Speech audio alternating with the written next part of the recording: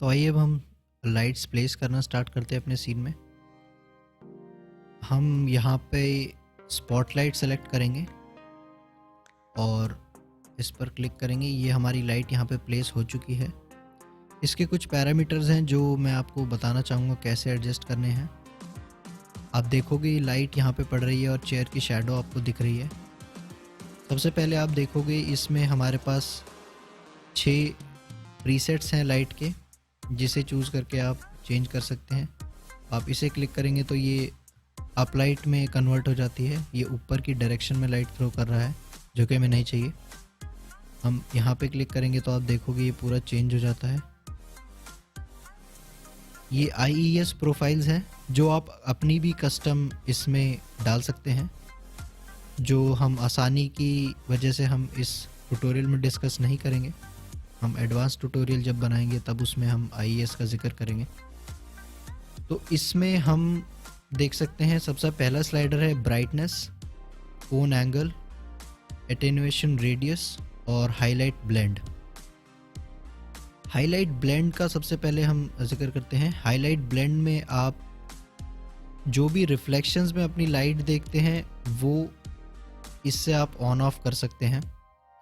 अगर मैं इसे ऑन कर लेता हूं तो रिफ्लेक्शंस में मेरी जो लाइट सोर्स है वो दिखेगा, और अगर मैं इसे बंद कर देता हूं तो ये मेरे रिफ्लेक्शंस में ये नहीं दिखेगा लाइट सोर्स। अगला हम आते हैं ब्राइटनेस पे। ब्राइटनेस जैसा कि नाम से ही पता चल रहा है, आप इसकी ब्राइटनेस को एडजस्ट कर सकते हैं।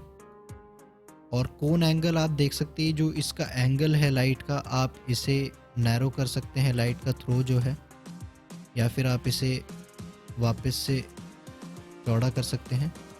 मैं इसे भी डिफ़ॉल्ट वैल्यू 40 पर ही रहने देता हूँ। अगला ये बहुत इंपॉर्टेंट स्लाइडर है एटेन्यूएशन रेडियस का। इसे हम मोस्टली जो भी हमारी हाइट है लाइट की, इस केस में लगभग 3000 mm या फिर 10 फुट कह सकते हैं आप, तो वो हाइट है हमारी। इसे हम हमेशा जितनी भी हाइट पे हमारी लाइट रखी है उससे 500 या 600 वैल्यू ज़्यादा रख सकते हैं। तो मैं इसे अभी 3500 रख देता हूँ। अगर मैं इसे ज़्यादा करता हूँ तो मेरी लाइट ये बहुत ज़्यादा थ्रो होती है इस पर, और मेरी डिटेल लूज़ हो जाती है जिस भी ऑब्जेक्ट पर मेरी लाइट पड़ रही है। तो मैं इसे अभी 3500 कर देता हूँ, अराउंड 3500। तो ये हमारा पैरामीटर्स जो हैं इस लाइट के लिए सेट हो चुके हैं। और मैं इसे भी एक बार क्लिक कर देता हूँ जो डिफ़ॉल्ट वैल्यू पे आ जाइए। अदरवाइज़ हम इसे भी सेलेक्ट कर सकते हैं, ऐसा कोई इशू नहीं है। मैं इसे सेलेक्ट कर लेता हूँ। तो जैसा कि हमने अपनी एक लाइट के पैरामीटर्स बिल्कुल सेट कर लिए हैं, अगला कदम हम करेंगे कि इस लाइट को हम जहाँ भी हमारे लाइट सोर्सेज हैं वहाँ कॉपी कर देंगे। हम शिफ्ट दबाकर इस एरो पर क्लिक करेंगे तो आप देख सकते हैं ये डुप्लीकेट हो चुकी है, और ऐसे ही हम इन्हें बाकी लाइट्स पर प्लेस कर देंगे। आप कंट्रोल दबाकर दूसरा ऑब्जेक्ट सेलेक्ट कर सकते हैं एक के साथ, जैसा कि मैं करके दिखाता हूँ। एक ऑब्जेक्ट आप सेलेक्ट करें, आप कंट्रोल प्रेस करके रखें और दूसरे पर क्लिक करें। ये हमारे दोनों ऑब्जेक्ट सेलेक्ट हो चुके हैं। अब क्योंकि हमारे 2 ऑब्जेक्ट सेलेक्टेड हैं जो कि ये 2 लाइट्स, इन्हें हम शिफ्ट प्लस एरो पर ड्रैग करके डुप्लीकेट नहीं कर सकते। तो इसके लिए हमारे पास दूसरा तरीका है, एडिट में जाके डुप्लीकेट क्लिक करना, या फिर यहाँ पर शॉर्टकट की है कंट्रोल D। तो हम एक बार इस पर क्लिक करते हैं और इसे ड्रैग करते हैं तो आप देख सकते हैं ये डुप्लीकेट हो चुकी हैं। अब हम इन चारों को सेलेक्ट कर लेंगे और इन्हें डुप्लीकेट करके हम पीछे की तरफ ड्रैग कर देंगे जहाँ भी हमारी लाइट्स हैं। मैं कंट्रोल D प्रेस करता हूँ और आप देखोगे कि ये मेरी लाइट्स डुप्लीकेट हो चुकी हैं। मैं फिर से कंट्रोल D प्रेस करता हूँ और इसे ड्रैग करता हूँ लाइट सोर्स की तरफ, और मैं फिर से कंट्रोल D प्रेस करता हूँ और इसे ड्रैग करता हूँ अपनी लाइट सोर्स की तरफ। तो आप देख सकते हैं हमारे लाइट सोर्स जो हैं वो प्लेस हो चुके हैं, और हमारी लाइट भी बिल्कुल ठीक काम कर रही है। तो जैसा कि आप देख सकते हैं हमारी लाइट्स प्लेस हो चुके हैं और हमने उनके सारे पैरामीटर्स भी एडजस्ट कर लिए हैं। अब कुछ चीज़ें जो मैं देख रहा हूँ सीन में हमें थोड़ा सा चेंज करने की ज़रूरत है। एक तो ये पैनल बहुत ज़्यादा रिफ्लेक्टिव लग रहा है, तो इसको चेंज करने के लिए हम चेयर का जो नीचे वाला मटेरियल है ब्लैक, इसको इस पर कॉपी करेंगे। हमें आई प्रेस करना है और जो मटेरियल हमें कॉपी करना है उस पर क्लिक करेंगे और यहाँ कॉपी मटेरियल का बटन दबाकर हम इस पर क्लिक कर देंगे। ये हमारा मटेरियल कॉपी हो चुका है, अभी बिल्कुल ठीक लग रहा है। और दूसरा मैं देख रहा हूँ हमारी जो पीछे वाली वॉल है ये वाइट है, जबकि हमें ये कंक्रीट मटेरियल पूरे में चाहिए। हम इसे कॉपी करते हैं और यहाँ वॉल पर पेस्ट कर देते हैं, तो अभी बिल्कुल ठीक लग रहा है। तो आइए अब हम स्टार्ट करते हैं इसमें कुछ और लाइट्स लगाना। जो ये हमारा कैफेटेरिया वाला एरिया है इसमें कुछ लाइट्स लगाएंगे और ये ग्लास वाला जो बूथ हमने बनाया है इसके अंदर भी हम लाइट्स लगाएंगे ताकि ऐसा डार्क ना दिखे। तो आइए अब हम यहाँ पर इसमें स्ट्रिप लाइट्स लगा लेते हैं कुछ। आप स्ट्रिप लाइट्स के लिए या तो यहाँ पर क्लिक कर सकते हैं या अपने कीबोर्ड पर 3 प्रेस कर सकते हैं। मैं यहाँ पर क्लिक करके यहाँ अपनी लाइट प्लेस कर देता हूँ, जैसा कि आप देख सकते हैं। इसमें जो मेन पैरामीटर्स हैं वो एक तो इसकी लेंथ जो x से डिनोट हुई है, यहाँ से हम एडजस्ट कर सकते हैं। मैं बिल्कुल इसके बराबर कर देता हूँ। और दूसरा है y, जिससे इसकी विड्थ डिफाइन होती है।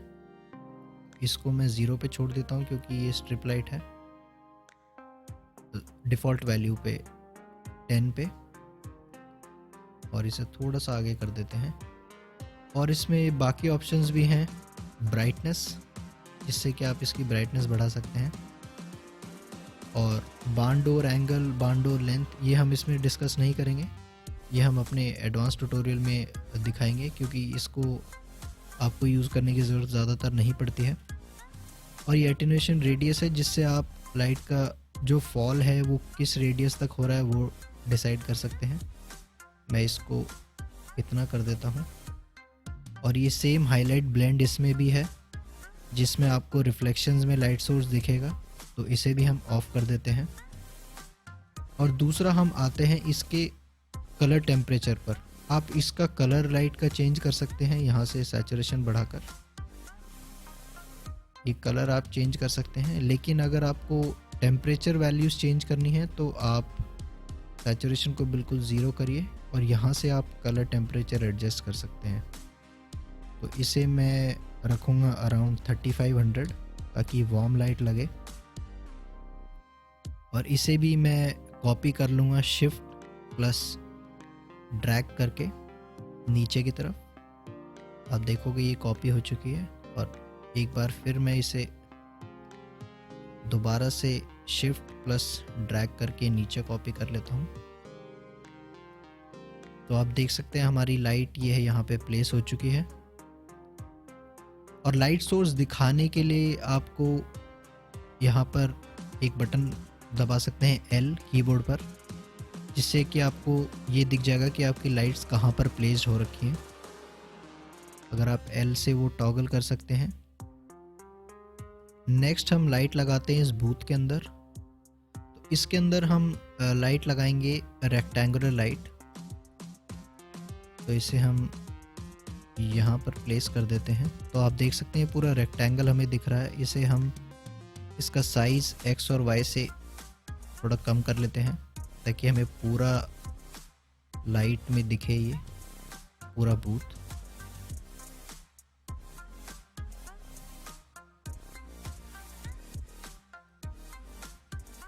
तो इसे हम थोड़ा सा और इसकी विड्थ कम कर लेते हैं।